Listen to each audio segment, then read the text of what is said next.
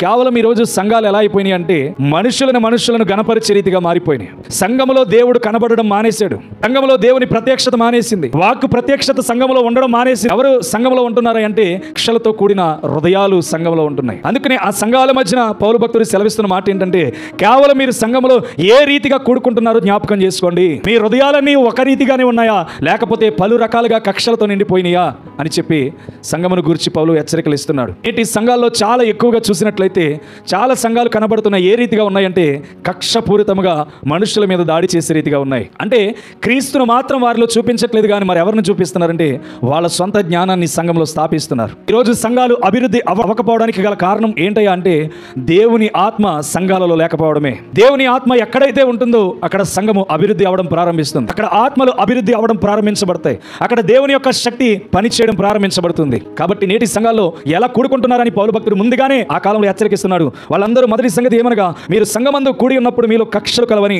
వినుచున్నాను. అంటే మనము ఏం చేయాలంటే ఈరోజు కక్షలు లేని వారిగా కూడుకోవాలి. మన హృదయం అంతా ఏకముగా ఉండాలి. అందుకనే మేడగదిలో వాళ్ళు ఏక హృదయముతో దేవుని ఆరాధన చేసినప్పుడు పరిశుద్ధాత్మ అగ్ని ద్వారా వాళ్ళ మీదకి దిగొచ్చాడు. దేవునికి స్తోత్రం.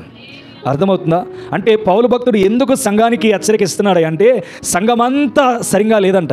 అందుకనే దేవుని వాక్కు అక్కడ ప్రత్యక్షం అవడం మానేసిందంట. అందుకనే మీరు మొదట ఏం చేయాలంటే మీలో ఉన్న కక్షలన్నిటినీ బయటికి తీసివేయాలని సెలవిస్తున్నాడు. సంఘముగా కూడుకుంటున్నప్పుడు మీ బలహీనతలన్నిటిని విడిచిపెట్టేయండి. మీరు దేవుని సన్నిధిలోకి వస్తున్నారంటే కేవలం మీరందరూ ఒకటే రీతిగా మీ హృదయాలు ఉండాలని పౌలు భక్తుడు సెలవిస్తున్నాడు. మన హృదయాలన్నీ ఒకే రకంగా ఉంటాయా? బయట ఉండవు. కానీ చర్చిలోకి వచ్చేటప్పటికి మనం ఎలా ఉండాలంటే ఒకటే రీతిగా ఉండాలి.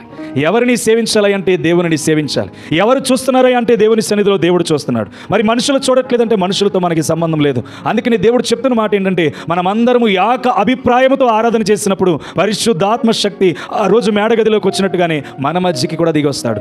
దేవునికి స్తోత్రం. అందుకనే మనం అందరం ఒకటే రీతిగా సంఘంలో కూడుకోవాలి.